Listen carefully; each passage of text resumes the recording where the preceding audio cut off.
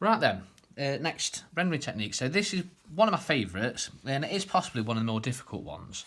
You are going to need two colours again, so I'm going to go for, on this one, I'm going to go for an orange. Is that dark blue or is that purple? Oh, and a dark blue, lovely. So orange and dark blue, okay. This one, if you are just using pencil, probably will be a bit more difficult, but you can still give it a go anyway. Okay, so the one that we're going to do now, it's got lots of different names, so you can call it a blend or a transition or two-tone, whatever you want to call it. Okay, but basically what we want to do is make it look as though the colour of the shape changes from one to another. So in this case, it can go from orange to blue. Okay. Now we're going to do it on this bottom shape here. All right.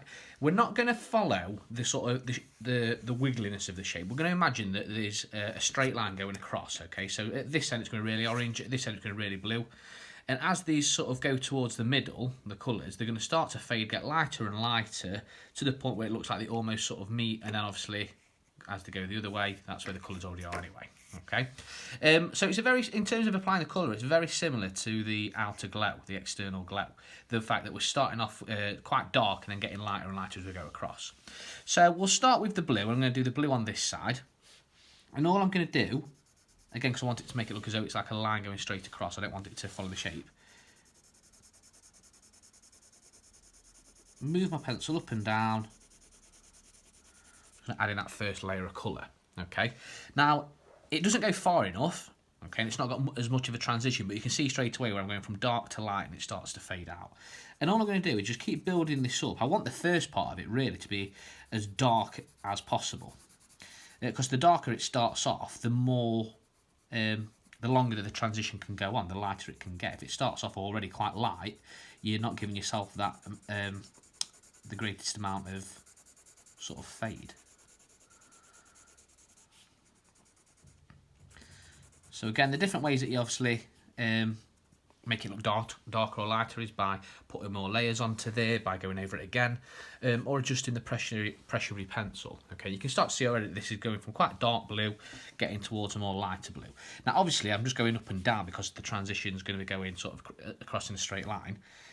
But I still need to make sure that I am filling up all of this shape. So once I've gone across and I'm fairly happy with the sort of colour fade that we've got going on there, I can then go in and fill in the little gaps around the top and around the bottom of the shape where I've missed out. So what I don't want to do is go outside the lines and sort of make it look a bit scruffy.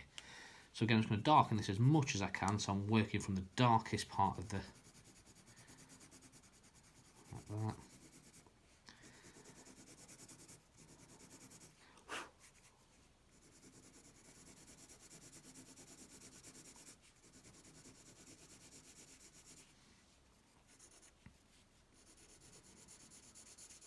Fade in nice and lightly towards the middle, and you want it to sort of imagine halfway, which is about there.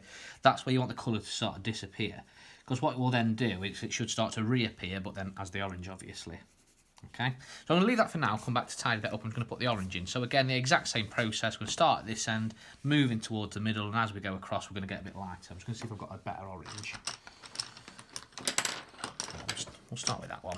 So again, nice and dark.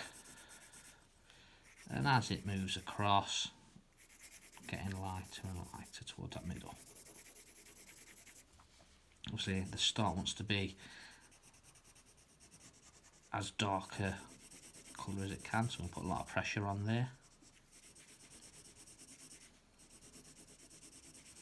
Now, I personally find it a lot easier to go from left to right, just like I did with the blue. Okay, and if you're the same, or you prefer it the other way around, what you can do is just rotate your page. So because I prefer to go across the page like that, I'm going to turn it around. I don't know if it's because I'm right-handed or whatever, you guys might prefer it the other way, or if you're left-handed, you might prefer to go left to right. I assume it's because I'm right-handed, but I prefer it this way, so that's why I'm just going to rotate the page just to make my life a bit easier.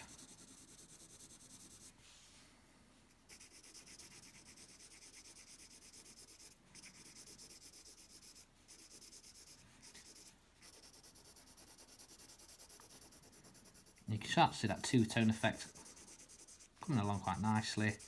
Again, I know it looks really scribbly around the sort of top and the bottom of the shape, but I will add the sort of finishing touches in later. And as we get towards the middle, really, really faint with the crayon, almost like just let the weight of the crayon itself drag across the page.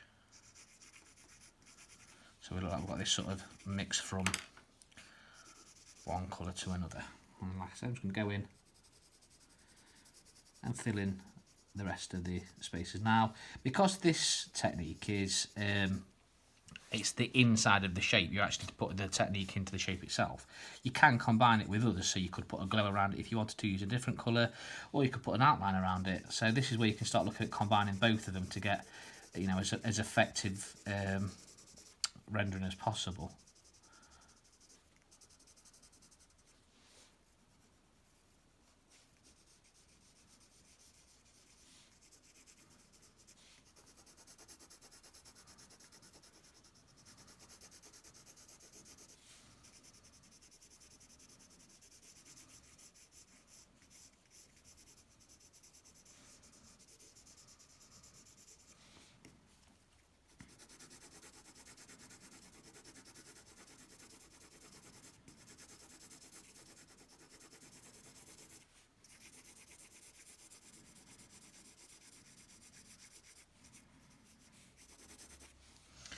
So I'm just going to turn this back around again and have a bit of a tidy up with the blue crayon.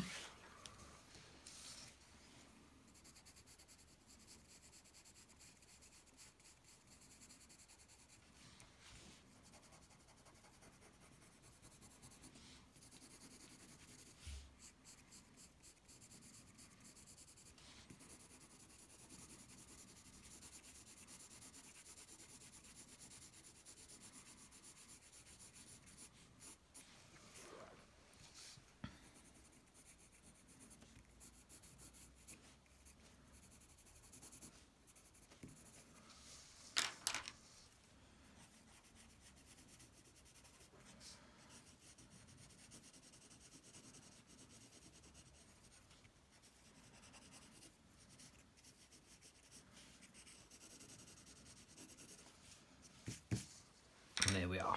And all I'm going to do, again, if you've got a fine liner, you can use that, or just a black biro. Just going to go around the outline of the shape, just to make it stand off the page a bit more.